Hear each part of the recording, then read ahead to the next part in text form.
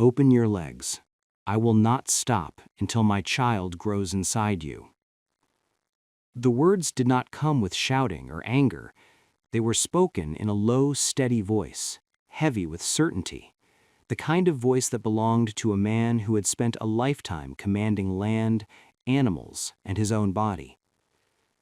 Clara Whitcomb's hands were wrapped around the edge of a massive stone lodged half buried in the dirt.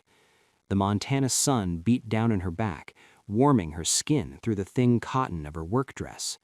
She had already tried twice to move the boulder and failed both times. Her arms ached. Sweat ran down the line of her spine.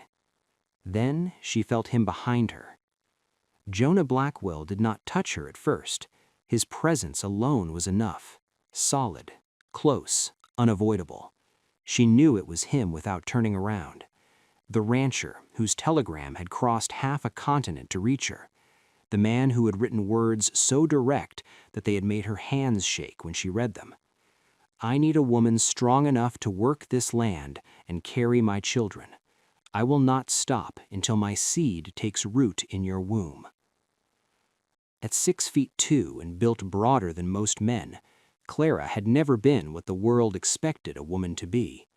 In Philadelphia, they had called her too much, too tall, too wide, too loud, too strong. Suitors had come and gone, each one eventually shrinking away as if her size threatened their sense of themselves. But Jonah Blackwell had not asked for small or delicate. He had asked for capable. Now his hands came down over hers on the rough stone. They were large, scarred, and warm from the sun. His fingers closed firmly, guiding her grip. "Together," he said. They pushed. The boulder shifted. Clara felt the strength in his body move with hers, not against it. Muscle matched muscle. Breath matched breath. With a final shove, the stone broke free and rolled aside, landing with a dull, heavy thud that echoed across the ranch yard. The sudden release of resistance sent Clara stumbling backward. Jonah caught her without effort. Her back hit his chest. His arms wrapped around her instinctively, steadying her. For a moment, neither of them moved. Clara became acutely aware of the heat of his body, the solid press of him behind her, the slow rise and fall of her breathing. She should have stepped away. She had arrived at this ranch only 3 days ago. She was a mail-order bride, brought here by ink on paper and desperation on both sides. There were rules, unspoken ones, about distance and propriety. But Jonah's hands did not leave her waist. They rested there, firm and certain, burning through the thin fabric of her dress. When Clara finally turned to face him, the look in his eyes stopped her breath short. "You don't need to prove anything to me," he said quietly. His face was weathered by years of sun and wind. Lines cut deep around his eyes and mouth, not from softness, but from endurance. He was handsome in a hard, honest way that made her stomach tighten. "Every man who walked away from you was afraid of a woman with real strength." Her eyes burned. Tears threatened. She forced them back with practiced skill. She had cried enough in her life. She had cried when boys at school whispered names behind her back. Cried when dresses never fit right. Cried the day her fiancé, Edmund Carlyle, tall, polished, admired, had left her standing alone at the altar. "I can't marry a woman who makes me feel small," he had whispered, loud enough for others to hear. "I'm not fragile," Clara said, lifting her chin now. "I don't need gentle words or careful handling." Jonah's mouth curved into a slow, knowing smile. "Good," he said, "because I don't have gentle in me when it comes to what I want." His gaze dropped briefly, then returned to her eyes. "And what I want is you carrying my child by spring." The bluntness of it should have offended her, should have reduced her to nothing more than a means to an end. Instead, her pulse raced. There was something in the way he looked at her, not like an object, not like livestock, but like a necessary force that made her chest feel tight. "Why me?" she asked quietly. "You could have chosen someone smaller, someone softer." Jonah's expression hardened. "Smaller breaks," he said. "I buried a wife already. She was small, pretty, gentle. This land took her, took 3 babies before they even drew breath." His hands tightened on her waist, pulling her closer. "I won't watch another woman waste away because she wasn't built to survive here." Clara felt the truth of his body against hers then, every plane of muscle, every scar earned through work and weather. And lower, undeniable, she felt his desire, urgent, solid, frightening in its intensity. "I need a woman who can match me," Jonah continued, "work beside me, fight beside me, build something that lasts." He looked at her with unwavering certainty. "You're that woman, Clara. I knew it the moment I saw your photograph, the way you stood, shoulders back, chin up, daring the world to judge you." Something inside her cracked open.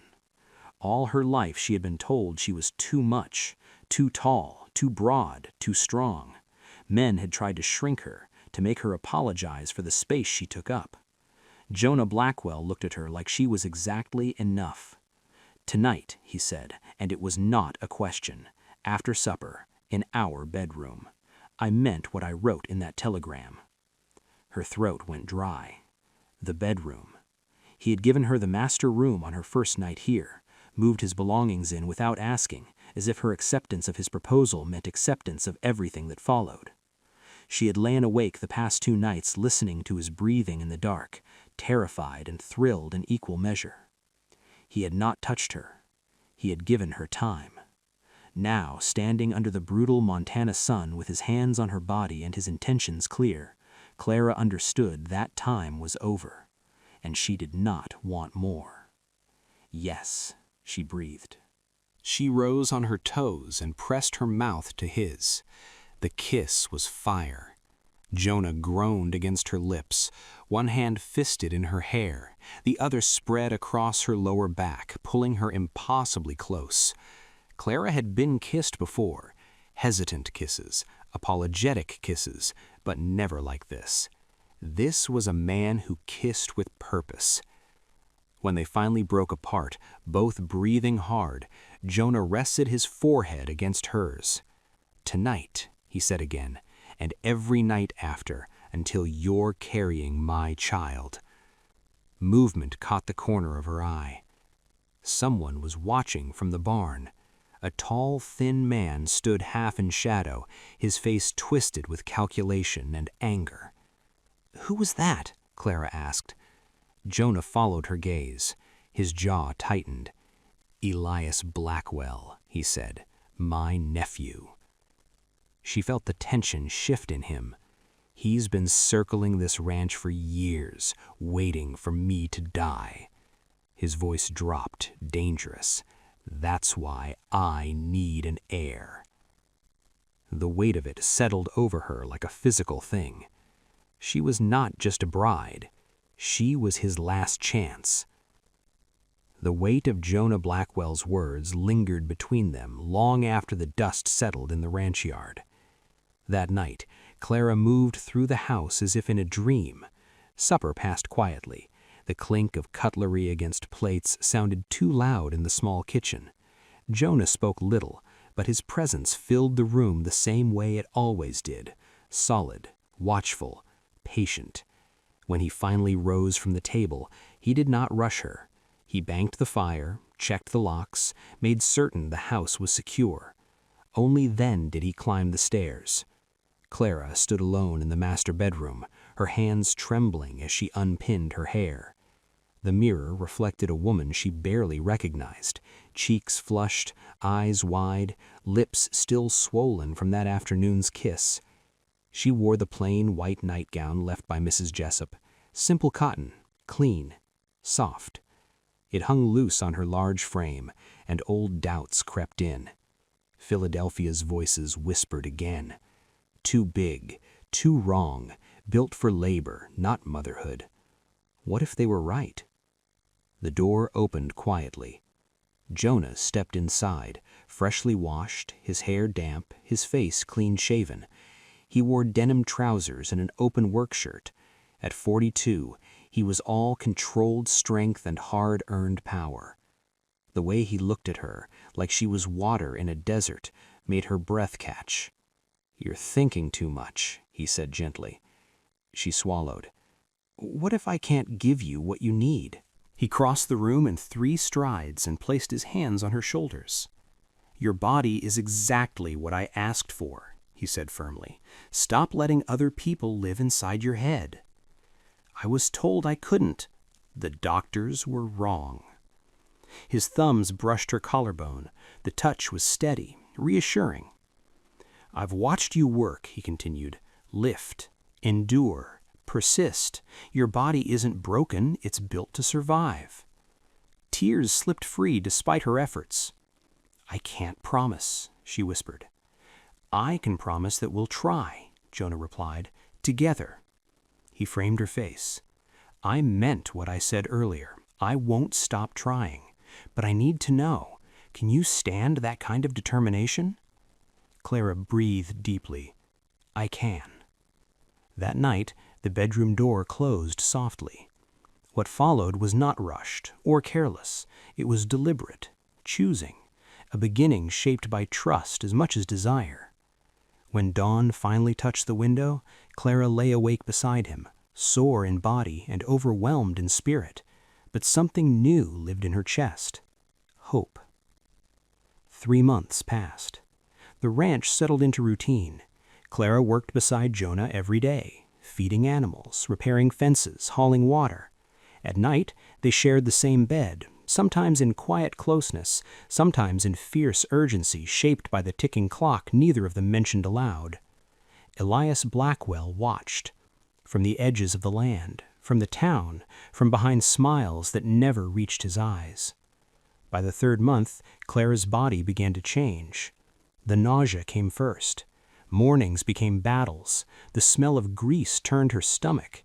Fatigue followed, bone-deep and relentless. She said nothing at first. Hope was too dangerous. One dawn, she leaned over the wash basin behind the barn and retched until her hands shook. She was late. 6 weeks late. Her breasts ached. Her back hurt. A heaviness lived low in her belly. She knew the signs. Jonah noticed immediately. "You're pale," he said one morning, concern sharp in his voice. "Should I call a doctor?" "No," she said too quickly, then softened. "Not yet." He studied her. He had learned her too well. "What aren't you telling me?" She looked down. "I'm late." His hands moved to her waist, then lower, resting protectively over her abdomen. "You're carrying my child." "You don't know that." "I do." Fear and joy tangled inside her. Before she could say more, the sound of horses reached them. 3 riders. Elias Blackwell dismounted first, flanked by a thin doctor and a stiff lawyer. He smiled like a man already counting his victory. "I'm here as family," Elias said, "concerned about my uncle's condition." Jonah stepped forward, rifle in hand. "State your business." Elias gestured. "Verification, if there's truly an heir." The doctor cleared his throat. "I would need to examine—" "No," Jonah said flatly. Elias laughed. "Or is this just hope? Because by my count, you have 3 months left." Then he turned his eyes on Clara.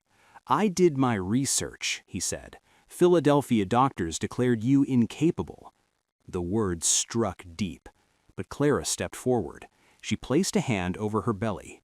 "I am carrying his child," she said clearly, "and in 6 months you'll never touch this land." Silence followed. Jonah stood beside her, unwavering. "Get off my land." Elias left with promises still burning in his eyes. That night, Jonah held her close. "He'll try something," Clara said quietly. "Let him. I'll burn this ranch before I let him hurt you or our child." She believed him. And for the first time in her life, she believed in herself. After Elias Blackwell rode away, the ranch did not return to peace. If anything, the land itself seemed to hold its breath. Jonah tightened security without comment. Gates were locked at dusk. Ranch hands were rotated at night. Rifles were cleaned and kept close. He did not explain his actions, but Clara understood. Elias had come too prepared, too confident. Men like him did not retreat unless they planned their next move. Clara's body continued to change. The sickness worsened before it eased. Some mornings she could barely stand upright. Jonah insisted she rest, but she refused to stop working entirely. This land, this child, this life, she would not be fragile in any of it. Yet fear lingered. At night, when Jonah slept, Clara lay awake listening to every creak of the house, every distant sound from the barn. She pressed a hand to her belly, searching for reassurance she could not yet feel. What if Philadelphia had been right? Jonah sensed her worry even when she said nothing. One evening, as the sun bled red over the plains, he found her sitting alone on the porch, staring at the horizon. "You're carrying too much in your head," he said, settling beside her. She exhaled slowly. "What if I fail you?" Jonah turned her face toward his. "You're not failing, you're surviving. That's all this land ever asks." He rested his hand over her stomach. "And so is our child." Elias Blackwell did not wait long.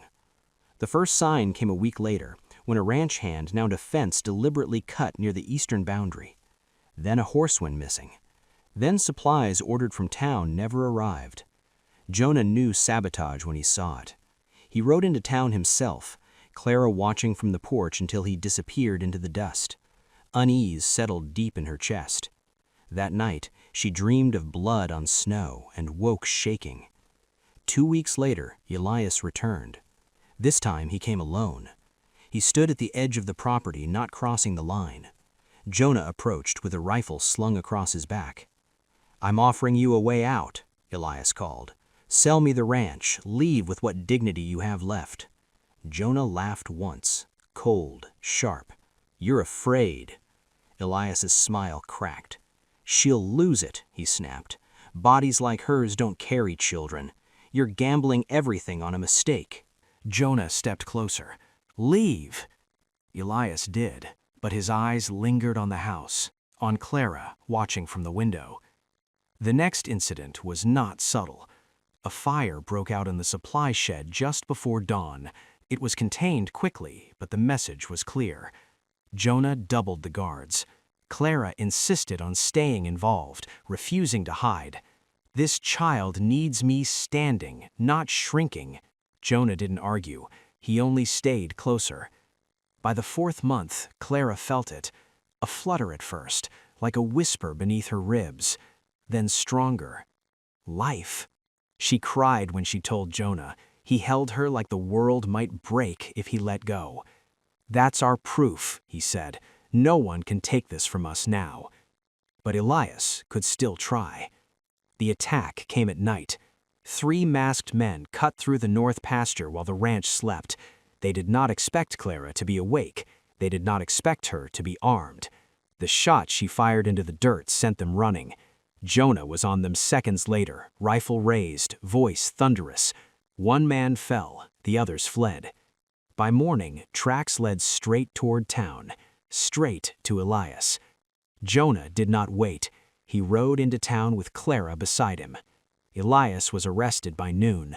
Evidence stacked quickly. Bribed men, paid sabotage, attempted harm. The lawyer Elias had once brought now stood against him. The will held. The ranch stood. Months later, winter settled gently over the land. Clara's belly was round and undeniable. Her strength remained, but it was tempered now with care. Jonah never left her side. When labor came, it was long and hard, but Clara endured. At dawn, a child cried into the cold Montana air. Strong, alive. Jonah wept without shame. Elias Blackwell watched the smoke rise from the ranch chimney from behind iron bars. He had lost. Clara stood on the porch months later, child in her arms, Jonah beside her. The land stretched endless and harsh and beautiful. She was no longer too much. She was exactly what this place required. Spring came slowly that year. Snow melted into mud, then into green, and the land breathed again. The ranch survived the winter the same way it always had, through endurance, through patience, through people who refused to break. Clara learned what a different kind of strength felt like. Her body was not weaker after childbirth. It was changed, yes, but not diminished. There were days when her arms ached from carrying the baby, nights when sleep came in broken pieces, moments when fear still crept in uninvited. But each morning, when she stepped onto the porch and felt the land beneath her boots, she knew she belonged here. Jonah watched her differently now, not with urgency, not with hunger sharpened by deadlines and threats, but with something steadier, deeper. "You don't have to prove anything anymore," he told her one evening as they stood together by the fence line, the baby sleeping against her chest. Clara smiled faintly. "I know." That knowledge was new. It still felt strange. Elias Blackwell's name faded from conversation. The trial ended quickly. Sabotage, conspiracy, attempted harm. The territory had little patience for men who tried to steal land through cruelty rather than work. He was sent east, far from Montana, far from the place he had tried and failed to claim. Sometimes Clara wondered if hatred still burned inside him, but she no longer shaped her life around that question. The ranch changed, not in ways that outsiders noticed, but in ways that mattered. Jonah no longer carried everything alone. Decisions were shared, plans discussed. Clara brought ideas Jonah had never considered: better storage, safer fencing, kinder treatment of the hands. She had always been strong. Now she was respected. Some men struggled with that. Most adapted. Those who didn't left. One afternoon, months later, Clara found herself back where it had begun. The boulders still sat at the edge of the yard, weathered and unmoved since that first day. She rested a hand against it and smiled. Jonah came up behind her, the same way he had before, but this time there was no tension, no test, just familiarity. "Funny thing," she said, "that stone felt impossible once." Jonah nodded. "Most things do until you stop trying to move them alone." She turned to him then, truly turned, and saw the years etched into his face, not as weakness, as history. "I didn't come here to save your ranch," she said quietly. Jonah raised a brow. "No?" "I came here to survive," she said. "I stayed because I was allowed to exist as I am." His hand closed around hers. "So did I," he admitted. That night, as the house settled and the child slept peacefully, Clara lay awake for a moment longer than usual, not from fear, from awareness. Her life was not perfect. The land would always demand something. Love would always require work. But she no longer felt wrong in her own skin. For the first time, she felt aligned with her body, with her purpose, with the space she took up in the world. She closed her eyes and slept. Summer settled fully over the valley, and with it came a kind of quiet that felt earned rather than empty. Clara learned quickly that peace did not mean ease. The child slept better now, but the land demanded the same work it always had. Dawn still came early, fences still broke, animals still fell ill, storms still rose without warning. What had changed was not the difficulty, but the weight she carried while facing it. She was no longer proving herself. She was responsible. Some mornings, Clara woke before Jonah and stood at the window, watching the land stretch outward, brown and gold and endless. There were moments when fear returned, sudden and sharp, fear of loss, fear that something unseen could still be taken from her. But those moments passed. She had learned that fear did not mean weakness. It meant awareness. Jonah noticed the shift in her before she ever spoke of it. "You're quieter lately," he said one evening as they worked side by side repairing a gate. "Not quieter," she replied after a moment. "Steadier." He nodded once, satisfied. News from town traveled slowly, but it traveled. Elias Blackwell's sentence was upheld, his money dwindled, his name became something people spoke only when they wanted to remind each other what desperation looked like when it turned rotten. Clara thought of him less and less. When she did, it was without anger. Autumn came early that year. The child grew stronger, heavier. Clara's arms ached, but it was a good ache, a grounding one. She found that the strength she had always carried now felt purposeful in a way it never had before. One afternoon, Mrs. Jessup watched her from the doorway as Clara lifted a sack of feed one-handed, the child balanced easily against her hip. "You were built for this," the older woman said plainly. Clara paused. For years, those words would have sounded like a sentence. Now they sounded like truth. Jonah changed too. The urgency that had once driven him faded into something calmer. He still watched the land closely, still planned carefully, but he no longer lived as if time were an enemy pressing a blade to his throat. Some nights he spoke of the future, not in demands, in possibilities. The first winter after the birth was hard. Blizzards came early. Snow piled high against the barn doors. The ranch hands worked until their backs screamed. More than once, Clara feared the land might test them beyond reason. But it didn't. They endured. Together. One night, long after the house had gone quiet, Clara woke to Jonah sitting at the edge of the bed. "What is it?" she asked softly. "I was thinking," he said, "about the telegram." She smiled faintly. "The one that dragged me halfway across the country?" "The one that saved my life," he corrected.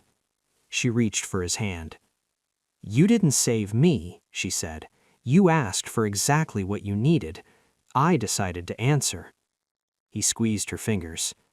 "That choice built more than an heir," he said. "It built a future." Years later, people would speak of the Blackwell Ranch differently, not as a place ruled by a hard old man desperate for legacy, but as land shaped by partnership, by a woman who had been told her entire life that she was too much and proved instead that she was exactly right. Time did what it always did on the plains. It moved forward, whether anyone was ready or not. The child learned to walk between fence posts and feed barrels. His first steps were uneven, stubborn, determined, so much like both of them that Clara laughed and cried at the same time. Jonah watched from a short distance away, arms crossed, pride written plainly across his face. "Doesn't look like he plans to be gentle," Jonah said. Clara smiled. "He doesn't need to be." The ranch hands took to the boy quickly. They treated him with an easy respect, never overly careful, never dismissive. This was a land that taught balance early. Strength did not come from being shielded. It came from being trusted. Clara understood that better than anyone. There were still hard days. Drought came one summer and forced them to sell cattle earlier than planned. A late frost ruined part of the crop the following year. One winter, sickness ran through the herd and left Jonah pacing the barn at night, calculating losses he never spoke aloud. But none of it broke them. What surprised Clara most was how little she questioned herself now. The voice that once told her she was wrong, too big, too much, had grown quiet. Not because life had become easy, but because she had learned something essential. Her body was not something she needed to argue with. It carried her through work, through birth, through grief and effort and endurance. It had never betrayed her. It had only responded to the world as it was asked to. Jonah aged, but he did not weaken. He moved more slowly, yes, chose his battles with care, but his presence remained commanding. People listened when he spoke. They trusted his judgment. More than once, neighboring ranchers came seeking advice. Jonah often sent them to Clara instead. "She sees what I don't," he would say simply. At first, that unsettled people. Then it became expected. One afternoon, years after Elias Blackwell had disappeared from their lives, a letter arrived from the east. Jonah read it once, then again. Then he folded it carefully and set it aside. Clara watched him from across the table. "What is it?" He hesitated, not from fear, from thought. "Elias is dead," he said finally. The words landed without drama. "How?" Clara asked. Drink, from the sound of it. Alone. Broke. Silence filled the kitchen. Clara felt no satisfaction, no triumph, only a strange, distant sadness for a man who had spent his life circling something he never learned how to earn. "It's finished, then," she said. Jonah nodded. "It has been for a long time." That night, Clara stood on the porch alone. The land stretched endlessly in every direction, dark and patient. She thought of the girl she had been in Philadelphia, standing too tall in rooms built for smaller people, carrying shame that had never belonged to her. She thought of the woman she was now. A wife, a mother, a partner. Not because she had been reshaped, but because she had finally been allowed to remain whole. Jonah joined her quietly. "You regret coming?" he asked. She looked at him, truly looked, at the man who had been honest when honesty scared others, who had asked for strength instead of pretending not to need it. "Not for a single moment," she said. He nodded once, satisfied. Years later, when their son stood tall enough to look them both in the eye, people would speak of the Blackwell Ranch as if it had always been steady, as if it had never stood on the edge of collapse, as if it had not been saved by a woman who was told her whole life that she did not fit. But Clara knew the truth. Strength did not come from fitting in. It came from standing. The years did not soften the land, but they taught those who lived on it how to listen. Clara learned the signs before storms arrived, the way the wind shifted, the way animals grew restless, the way silence gathered too neatly. She trusted those signs now, the same way she trusted her own instincts. Once she had doubted everything her body and mind told her. Now she treated both as tools sharpened by experience. Their son grew into the ranch as if it were part of him. He learned the weight of tools before he learned letters, learned responsibility before pride. Jonah insisted on that. "Strength without care becomes damage," he told the boy more than once. Clara watched those moments with quiet approval. Jonah had never been gentle for the sake of appearance, but he had learned something important over time. Authority meant nothing without steadiness. There came a year when the river flooded harder than anyone remembered. Water ate through low fields and tore away fencing that had stood for decades. Cattle were lost. Work doubled overnight. Men grew exhausted and short-tempered. Clara stood in the mud alongside them, directing repairs, lifting where needed, listening when tempers flared. At night, when the house was finally quiet, Jonah studied the maps spread across the table.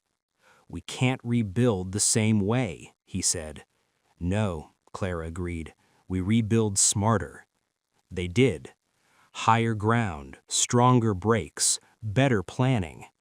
The ranch survived not because it refused to change, but because it did. Jonah slowed more noticeably after that year. He never complained, never admitted weakness, but Clara saw it in the careful way he rose from chairs, in the pauses he took before mounting a horse. She did not push him. She adjusted quietly, took on more without making it a point of pride. One evening, as the sun dipped low, Jonah spoke the thought he had been circling for months. "It might be time to step back," he said. Clara looked at him. "From the land?" "From leading every part of it." She nodded. "Then we plan for that." There was no fear in her voice. They began preparing their son slowly, carefully, not burdening him with expectations, but teaching him how to think, how to judge when to push and when to wait. Clara watched him take those lessons seriously, watched him struggle and learn. And she saw herself in him, not just in height or strength, but in the quiet refusal to be made smaller than he was. One winter evening, years later, Jonah sat by the fire longer than usual. The house was warm, the wind howled outside. "I never thought I'd get this," he said quietly. Clara looked up from her work. "What?" "This life," he said. "A future that doesn't feel like it's slipping through my hands." She set her things aside and joined him. "You didn't steal it, you built it." He smiled faintly. With help. Yes, she agreed, with help. When Jonah passed, it was peaceful. The land held its breath again, just as it had years before. Clara mourned deeply, fully, but not with regret. There were no unfinished words, no debts between them. Only memory. The land did not falter. She did not falter. Years later, people would speak of Clara Whitcomb Blackwell as something close to legend, a woman too large for the rooms she was born into, a woman who crossed the country not to become smaller, but to become whole. A woman who did not conquer land, but learned how to stand with it. But Clara herself never thought in those terms. She stood on the porch one evening, older now, watching her son work the fields she once struggled to move stones from. The wind moved gently. The land remained. And she knew, without doubt, that she had lived exactly the life she was meant to live. Years softened Clara's steps, but they did not weaken her spine. She learned what age demanded, not surrender, but adjustment. Some mornings her joints ached. Some evenings the land felt heavier than it once had. Yet every ache carried memory, and every memory carried meaning. The ranch no longer felt like something she had to defend. It felt like something she belonged to. Her son took over more responsibility with each passing season. He did not ask for it loudly. He earned it quietly. When neighbors came to speak of boundaries, water rights, or shared grazing, they looked to him first now. Clara watched from a distance, offering guidance only when asked. That restraint had taken her longer to learn than strength ever had. One afternoon, she returned to the far edge of the property alone. The old boundary line still ran crooked along the ridge, the fence rebuilt twice since the flood years. She stood there for a long time, wind pulling at her coat, the same land stretching outward as it had the day she first arrived. She remembered the woman she had been then, strong, yes, but uncertain, carrying other people's judgments like stones in her pockets. She knelt and pressed her palm to the earth. "I stayed," she said quietly, not as a boast, as a fact. That winter, illness moved through the region. Nothing dramatic, nothing that made the papers, just the slow, ordinary kind of sickness that came with age and weather.